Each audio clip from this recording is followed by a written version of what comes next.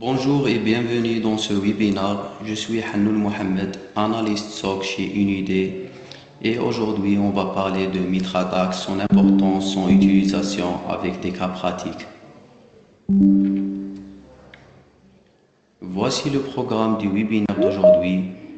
Nous verrons d'abord une introduction à MitraDAX, ensuite nous explorerons en détail comment ce framework est organisé et nous aborderons le concept de la pyramide of pain.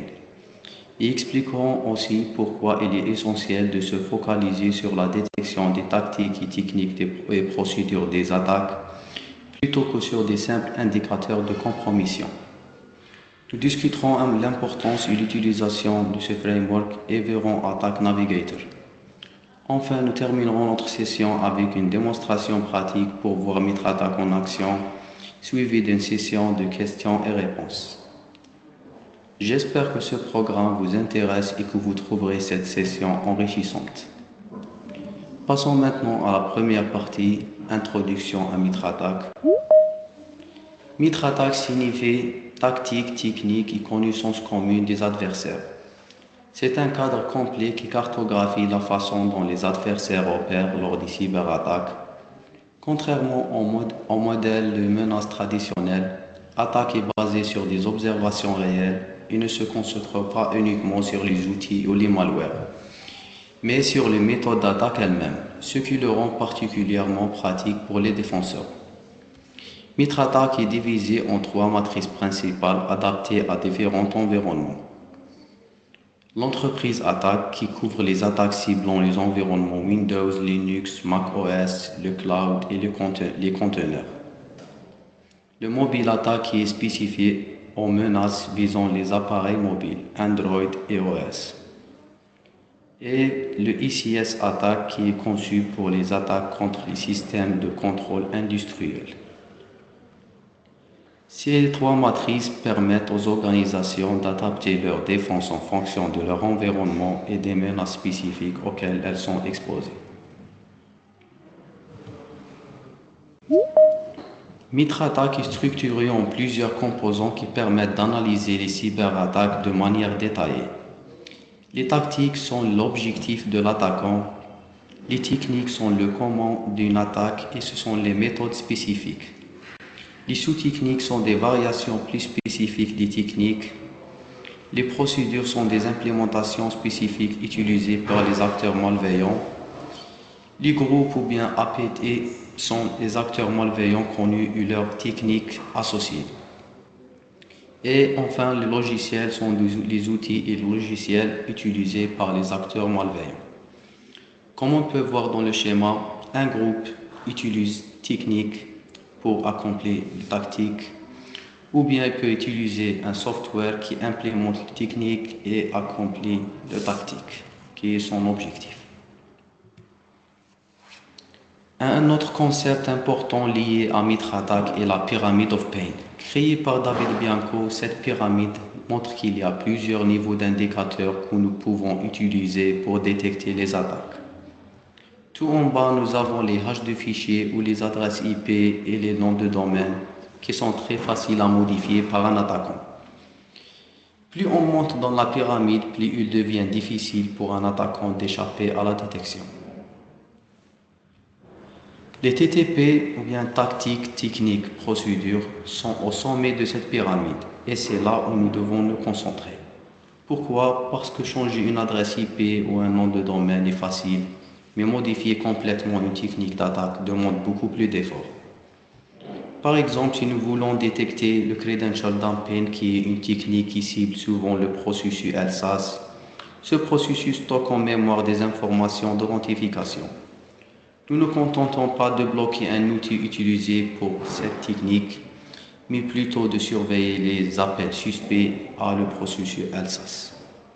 Car l'attaquant peut modifier son outil, mais pas la technique elle-même. Cette approche permet de créer des règles de détection avancées qui identifient les TTP des attaquants, rendant leur attaque beaucoup plus difficile à mener. Maintenant, on va explorer l'importance de MitraDAX. MitraDAX ne se limite pas à une simple base de connaissances sur les cyberattaques, mais il connecte la théorie à la réalité opérationnelle, permettant aux organisations de mieux comprendre, détecter et anticiper les menaces. Il fournit un langage commun aux professionnels de la cybersécurité, car il définit un ensemble standardisé de tactiques, techniques et procédures permettant aux équipes de cybersécurité de décrire les attaques avec un vocabulaire précis et partagé. Par exemple, lorsqu'un analyste SOC identifie une attaque utilisant le credential dumping, tous les autres experts savent immédiatement de quoi il s'agit sans ambiguïté. Il aide les organisations à identifier les failles dans leur défense en mappant leurs solutions de sécurité sur la matrice attaque. Les organisations peuvent identifier leurs zones de faiblesse. Ils peuvent identifier quelles techniques d'attaque sont bien couvertes, quelles sont celles qui passent sous le radar et où investir pour améliorer la détection et la protection. Il permet une chasse aux menaces proactive et une meilleure réponse aux incidents, car les analystes peuvent utiliser attaque pour rechercher des activités suspectes avant qu'une attaque ne cause des dégâts et avant même qu'une alerte ne soit générée. De nombreuses entreprises, gouvernements et fournisseurs de solutions de cybersécurité intègrent attaque dans leurs outils et méthodologies. Il est utilisé dans les SIEM, EDR, les plateformes de Threat Intelligence et sert de base aux tests d'intrusion et simulation d'attaque.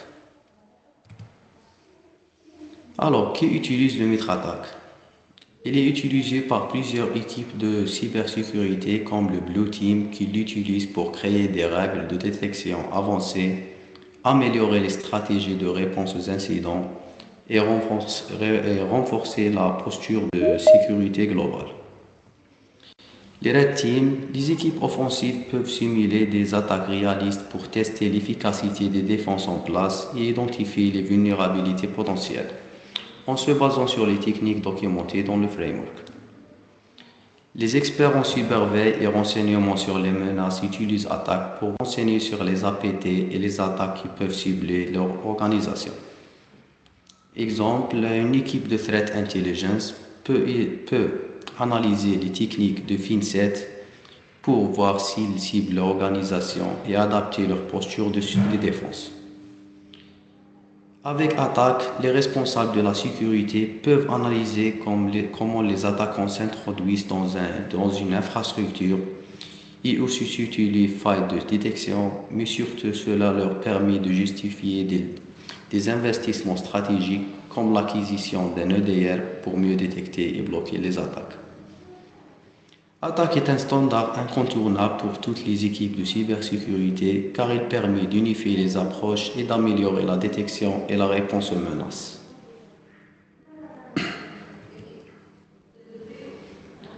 Maintenant, on va parler de Attack Navigator. Attack Navigator est un outil interactif conçu pour aider les analystes en cybersécurité à exploiter efficacement la matrice attaque. Il permet de visualiser et de personnaliser les différentes tactiques techniques utilisées par les attaquants en fonction du contexte spécifique d'une organisation.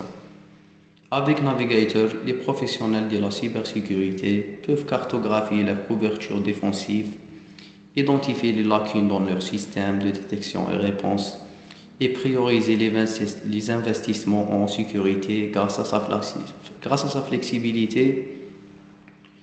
Il est largement utilisé dans des contextes variés tels que le threat hunting, les simulations d'attaque et l'analyse des rapports de renseignement sur les menaces. Avec le Navigator, on a la possibilité de filtrer les techniques par groupe d'attaquants, logiciels malveillants ou type de techniques spécifiques pour mieux comprendre les attaques qui ciblent une organisation. Il permet aussi d'afficher la matrice attaque sous une forme colorée et intuitive pour mieux analyser les tactiques et techniques utilisées par les attaquants.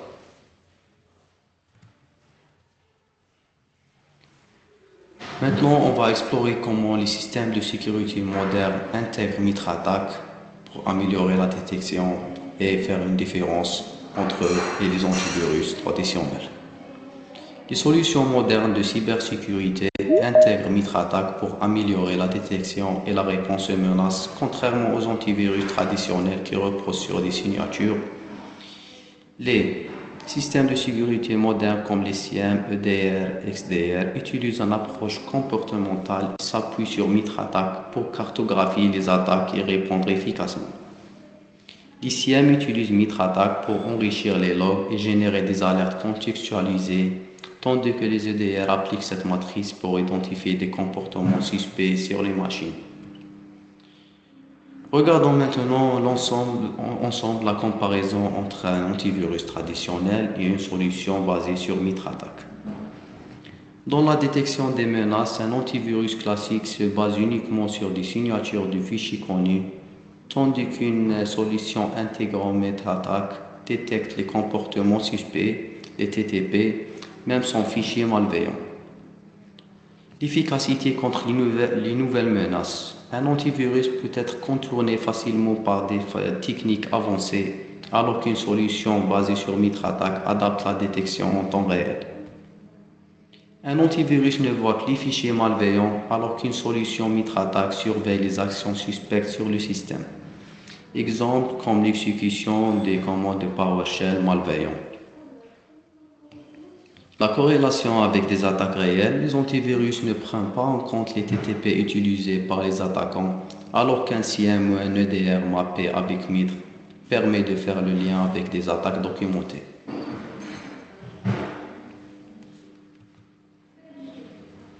Maintenant, on va aller dans la partie de la démonstration et la première étape, c'est d'accéder à MitraTac.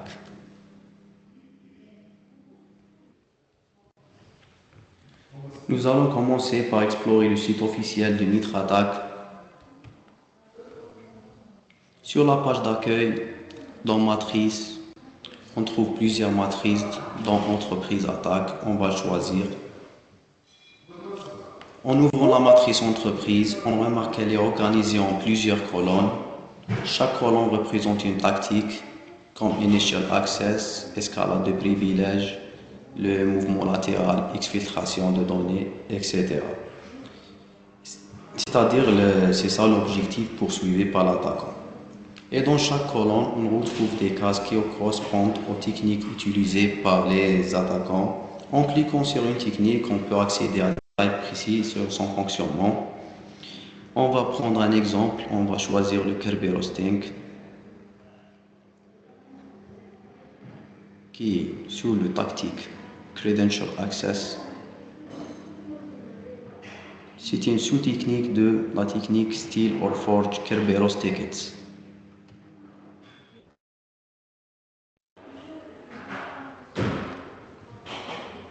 Mitre ici décrit comment cette attaque permet d'intercepter par exemple des Ticket Granting Service pour attenter de les brute forcer.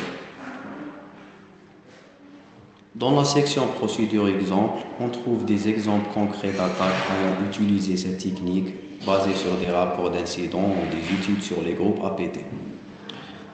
On remarque aussi que chaque groupe APT utilise cette technique de manière différente. Par exemple, Indirect Spider qui a utilisé le Kerberos-Think attack en utilisant un module depuis GitHub.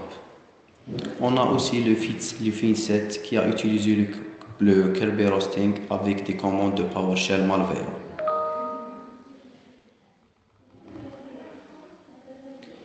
Cet exemple illustre bien un point crucial qu'il ne suffit pas de bloquer un outil précis car les attaquants peuvent en changer facilement. C'est pourquoi il est essentiel d'analyser et de détecter les TTP plutôt que de s'en concentrer uniquement sur les outils.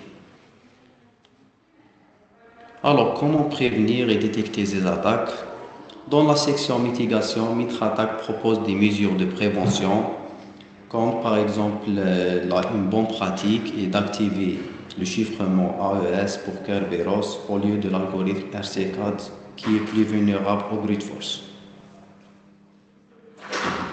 Dans la section détection, on trouve des recommandations sur la surveillance et des logs et des événements suspects. Pour Kerberos-Think, c'est les logs Kerberos avec le Event ID 4769.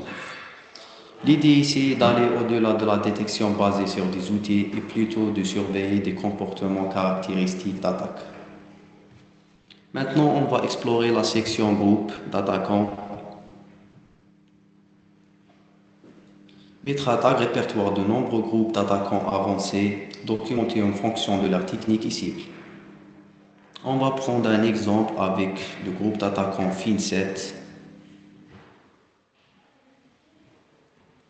Ici, on a une description et le FIN7 est un groupe bien connu pour ses attaques contre les secteurs financiers et les assurances.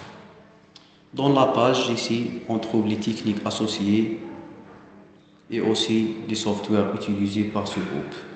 L'intérêt ici est de voir si ce groupe cible notre secteur d'activité. En observant ces techniques, nous pouvons adapter nos stratégies de détection, renforcer nos défenses.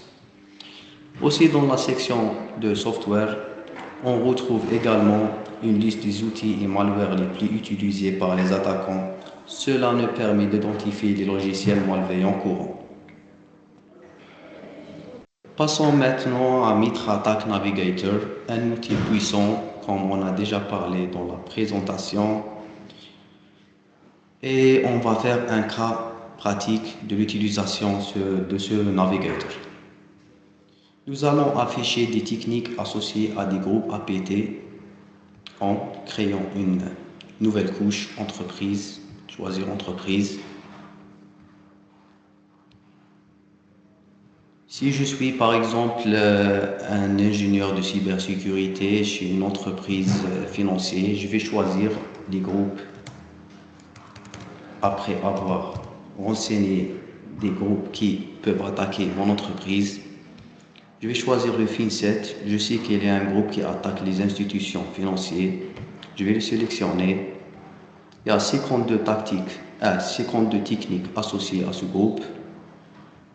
Je vais le colorer et ici modifier les paramètres de couleur.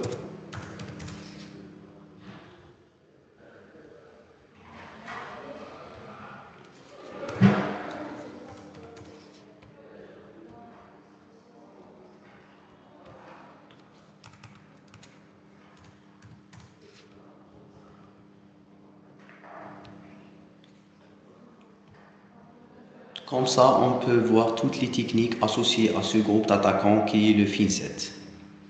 On va créer une deuxième couche aussi, entreprise. Et la même chose après avoir renseigné des groupes qui peuvent attaquer mon entreprise.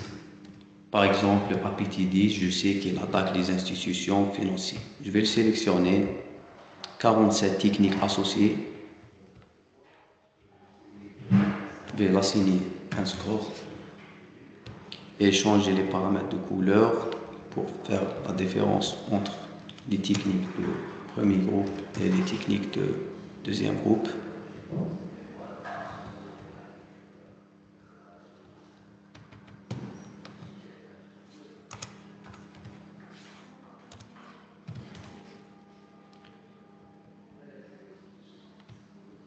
Maintenant, on peut voir toutes les techniques associées à ce groupe en jaune, les techniques associées à groupe FIN7 en rouge. Et on va créer une couche depuis les deux autres couches en choisissant entreprise attaque et faire l'expression A plus B pour les voir dans une seule matrice.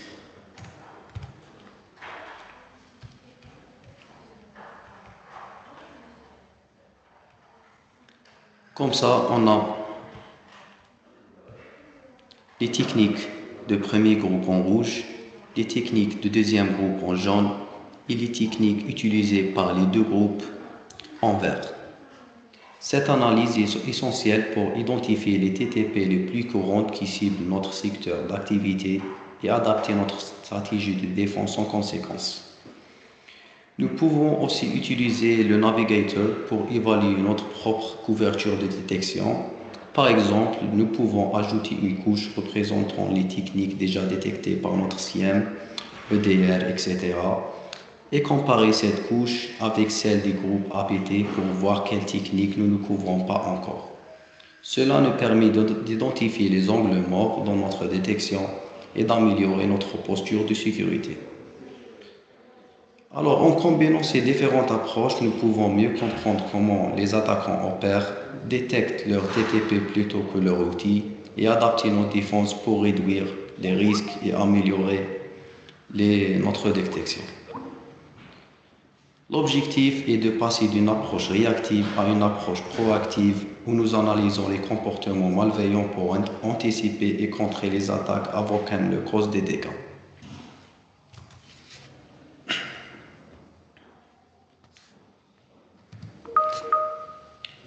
Alors, ce moment est dédié aux questions et réponses et n'hésitez pas à poser toutes les questions que vous pourriez avoir.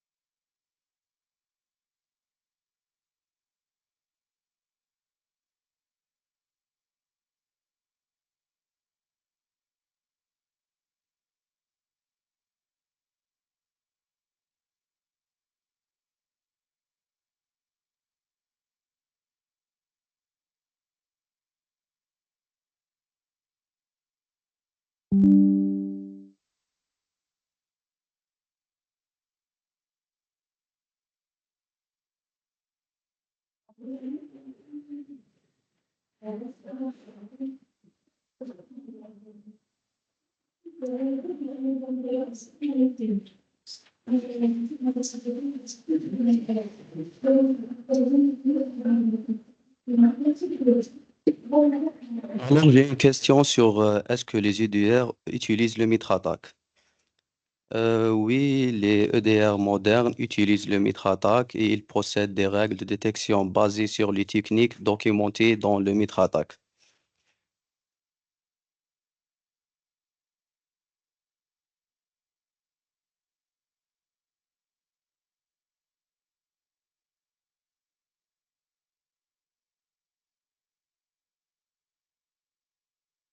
La création des règles de détection pour le SIEM à partir de MitraTac, euh, comme on a vu, chaque technique est documentée sur leur site et avec des moyens de la détecter.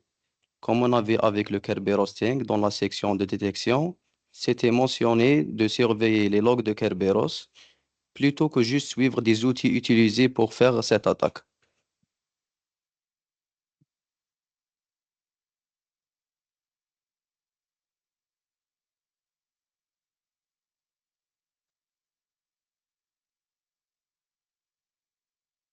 Et pour l'utilisation de MitraTac pour faire des tests d'intrusion, on peut mapper les techniques qu'on veut simuler sur le navigateur. Et il y a des outils comme Atomic Red Team et Caldera qui sont des frameworks qui exécutent des tests d'attaque basés sur les techniques de MitraTac.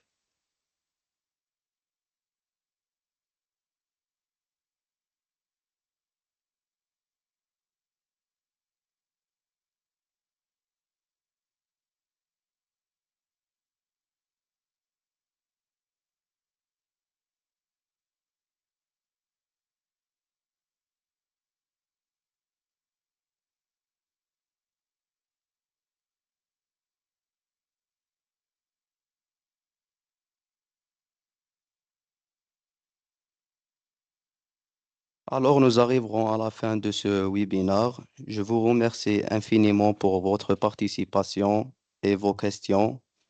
Nous sommes à votre disposition pour vous accompagner et donner plus d'explications sur l'utilisation de MitraTac pour mieux comprendre les mécanismes d'attaque utilisés par les attaquants. À bientôt et au revoir. Merci beaucoup.